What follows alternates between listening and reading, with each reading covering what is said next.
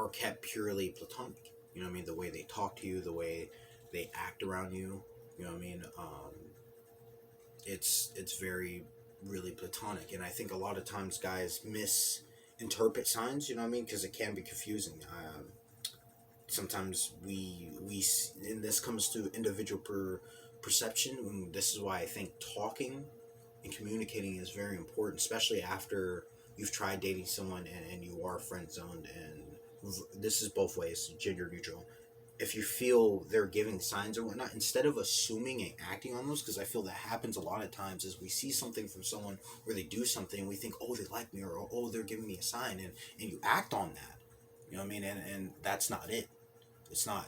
It's misinterpretation. That's where you can get those situations where girls get, push away or feel feared by you. You feel very creepy or pushy on you, or just always around, and it can feel uncomfortable.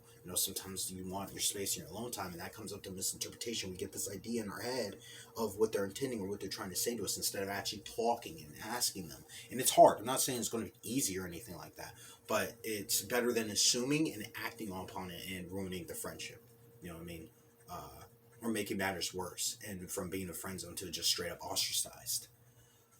And that happens. I think it's a lot of misinterpreted signals, and if you just talk it a bit more and communicate that, just hey, Sarah, I saw that you gave me this cookie. You gave me kind of like a wink. Like, what was that? Were you like flirting, or was it just being friendly? And it's at least as a guy, because I speak from a guy, it's hard. You know what I mean? It really is hard reading and getting in on female signals. You know what I mean? Because what guys do to someone that we like, and what we logically would think someone would do, you know, to mean they like, doesn't line up with what necessarily a woman would do for someone they like. You know what I mean? That's where that conflict is with emotional and logical, because guys are more, logical than with our emotions. So we logically think this is what it means for you to emotionally like me, but emotionally a woman's like, no, that's not it. That's me just being friendly. And we confuse that. We confuse that a lot with a woman being friendly and flirting. It's close, but it's so close but so different. From being friendly, it can seem like flirting, but it is miles away from flirting. And that happens a lot. It can be confusing, and a lot of times it's kind of like you just gotta ask them and have that conversation, really. And it's hard. It's embarrassing. It can be emotionally like anxious. You know what I mean? Obviously, especially with someone you like. But it's better. It's better than the alternative of assuming and ruining something.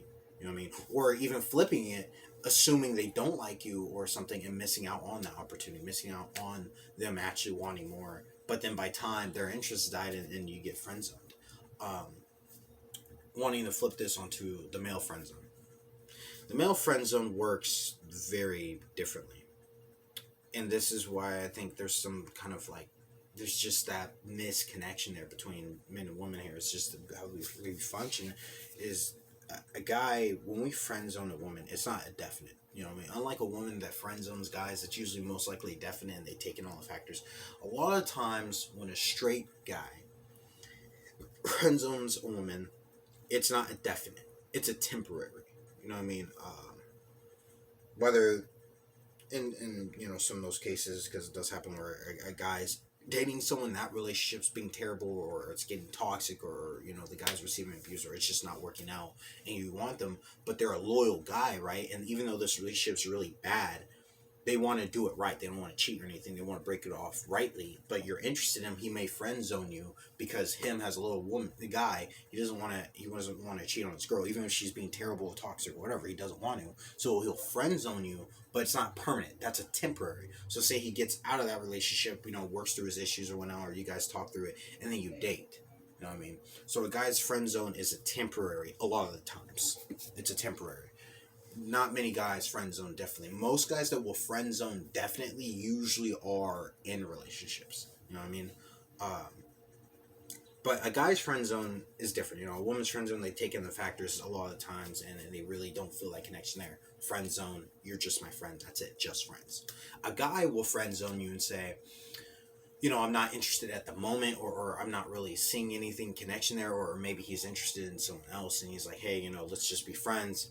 He will still continue to evaluate. He will still kind of give it a chance, see like if it can work out. It's never really a definite a lot of times when guys friend zone, you know. So um, when we friend zone, it's a bit different. You know what I mean? We tend